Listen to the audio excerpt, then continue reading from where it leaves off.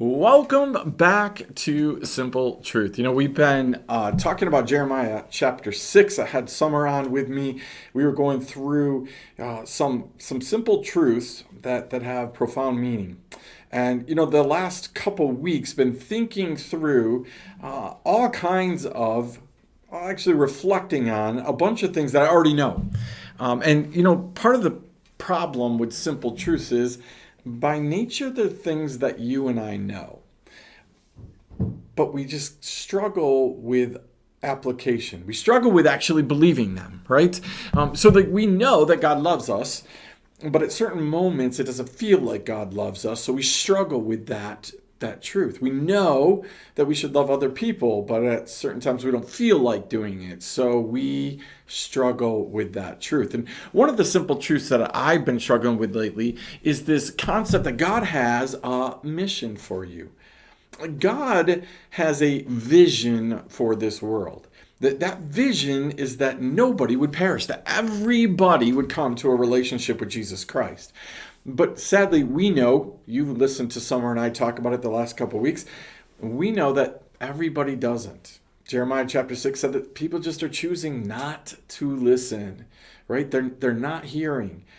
And so we look at the fact that God has a vision that everybody should perish, but he relies on you and I to make that vision come true. That's why it's imperative that you and I are doing the mission that we have been called to do. Now, there's a few problems with that. Number one, in my case, you get scared about the mission. You look at the mission and you listen and you say, God, yep, you got the wrong guy. Moses knows exactly how that worked, right?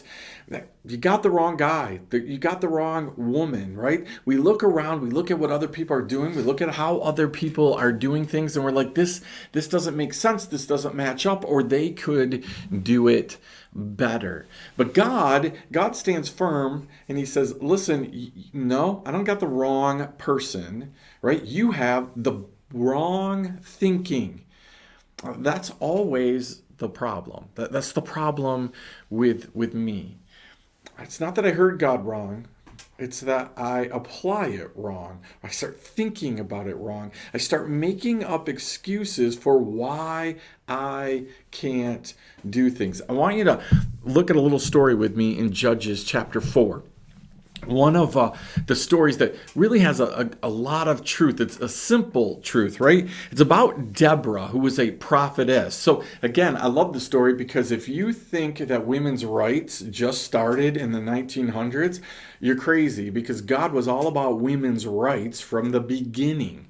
Right? And so he has a prophetess named Deborah. And it says in verse 4 of chapter 4 of Judges, now Deborah, a prophetess, right, was judging Israel at that time. Now, check that out. God allowed a woman to not only have the name prophetess, so he wasn't hiding her off to the side and said, hey, you really are a prophetess, but don't call yourself that.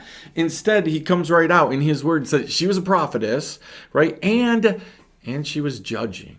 Right? Now, listen, we live in a man's world, and we live in a man's world where men are the spiritual leaders of their home. So imagine if your wife was a prophetess and judging Israel at the time, like how that whole thing works out, right? You can do the math on that, and you figure out that would complicate things a whole bunch.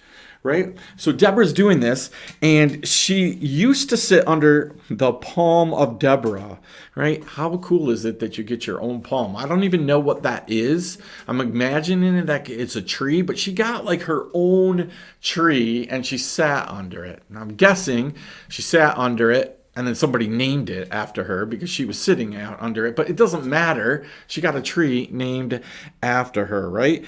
She sent and summoned Barak, the son of Abidomin, from wherever Naphtali, and said to him, has not the Lord, the God of Israel, commanded you, go gather your men at Mount Tabor, taking 10,000 from the people of Naphtali and the people of Zebulun, And I will draw out Sisera, the general of Jabin's army, to meet you by the river Kishon with his chariots and his troops. I will give him into your hand. Now, I was just talking to Summer about this idea of, listen, there are times where God gives us a very clear picture of what the promised land is, where we're going, where we're heading, what we're going to incur, what the outcome is going to be. Like, here's the deal. We get that all over in Revelation. It is not a surprise what's coming. It's not a surprise what's going to happen. It's not a surprise who wins, right? And God has told us in detail, here's the deal. Here's how it's going to play out. There are other times where God says to us, you just have to have faith, believe, and embrace the fact that I have a promised land for you, right? That there is an outcome at the end of this that is going to be worth it, right? I was sharing that, listen, when the Israelites were right at the promised land, they sent 12 spies out. Those 12 spies came back and had to report to 1 million plus people, right, about what they saw. And then those 1 million plus people had to have a decision-making moment.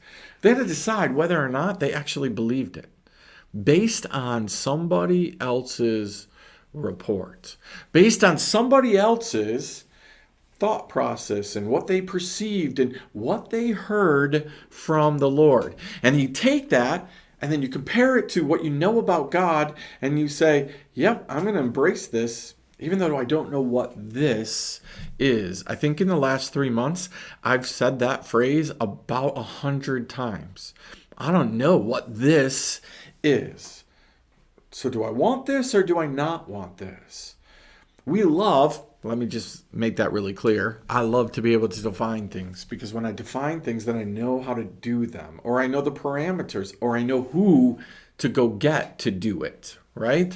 But when God says, you need to embrace this, and I'm not necessarily going to tell you what this is, that creates problems in people like my life, right? Because I want to be like this. Deborah lays it all out. Didn't God tell you to go do this? Get 10,000 men, take them to this place, and God's going to take care of things. That's exactly what God said to do.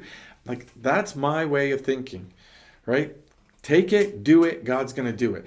Now, Barak didn't do that because here's what he says, right? He said to her, if you will go with me, I will go. But if you will not go with me, I will not go. Listen, there's a humongous difference between teamwork and you not wanting to embrace what God has for you, the mission that God has. And so what you do is like Moses said, hey, I'll go do this, I guess, but I need somebody to speak for me. Send me with Aaron. And God was really clear in that. That's not my plan. That's not the way I would want it to be. And actually, Aaron and Moses had a couple moments that weren't so good.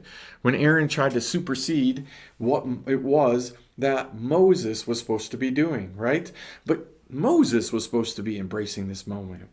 Barak was supposed to be embracing this moment. He'd been told exactly what to do. The teammate part was Deborah was right behind him with prayer, with the word from the Lord, with encouragement, with all the things that he needed to accomplish his mission. But Barak, rather than embracing it, takes a step back and said, hey, hold on. How about you go first? Why? Because then I'll know. Then I'll know for sure that it's from God because you're a prophetess. Then I'll know it'll all be okay because you're a prophetess. One of the downfalls of life is we just want to do things because we know it's going to be all okay. It's why we ask people for prayer before we go to surgery. We want to go in thinking it's all going to be okay. We do everything thinking, I just need to know it's all going to be okay in the end. But the truth of the matter is, God's already told you that it's all going to be okay in the end. It's just a definition of okay. Is it okay his way or okay your way? Mine and his, totally different. Right? I don't want to have to make hard decisions. I don't want to hurt people I love. I don't want anything bad to happen. If it can be that definition of okay, I can have everything I want and it's all going to be okay, sign me up. But when you're leading 10,000 men into battle, there's no way, humanly speaking, you're going to know it's all going to be okay. You may lose some people, and your battle may not go completely well. What we are assured of is God says at the end, I'm going to hand them over. God says at the end, you're going to conquer cancer. But you may have to walk through the process, and there might be some moments where cancer looks like it's kicking your butt. It might look like cancer actually wins. But at the very end, you pull out the victory because God says to be with me, to be in heaven, far exceeds being on this earth. So guess what? You may win by getting to go to heaven. Notice the end of this, though. That's what I want you to look at with me. It says this. And she said, that's really important, right? And she said, I will surely go with you. Yeehaw, teammate, right? I will surely go with you. Nevertheless, the road on which you are going will not lead to your glory, for the Lord will sell Sisera into the hand of a woman, right? Deborah and God were working together to help Barak accomplish something amazing for God, where he would get the glory, God being getting the glory, but Barak would be looked at as a leader. He would do amazing things for God. And he settled for less than that by saying, listen, I want to go do this, but I want to go do it in surety. I want to go do it with someone else.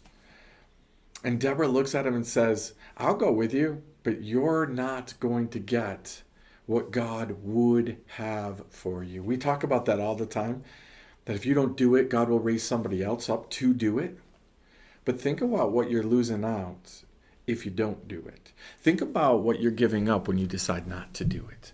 When you and I decide not to do what God has asked us to do, God's still going to accomplish what he wants to accomplish. But think about what you're going to lose in that moment when you forget to embrace what he has for us. The battle in life is always getting us to a place where we're ready to embrace what God has for us. He knows and he's promised that the promised land ends in victory. The promised land has good things for us, good moments. The promised land is all that we could ever imagine, all that we would ever want. But we have to be willing to embrace that. So the simple truth is, are you embracing your mission, or are you giving it to somebody else? Or are you choosing to compromise and I'll do it, but I have to go with someone else like Moses did with Aaron? Because there are consequences for that, right? The mission God has for you, it's you and God, and then he will bring the right teammates around. And then it may look like it's you, God, and the Israel army, but you're just playing your role, doing your mission, doing what God has called you to do, and then look at what happens out of that whole thing. So I pray that God will give you the strength today to embrace the mission completely that he has for you, so that you can get to your promised land.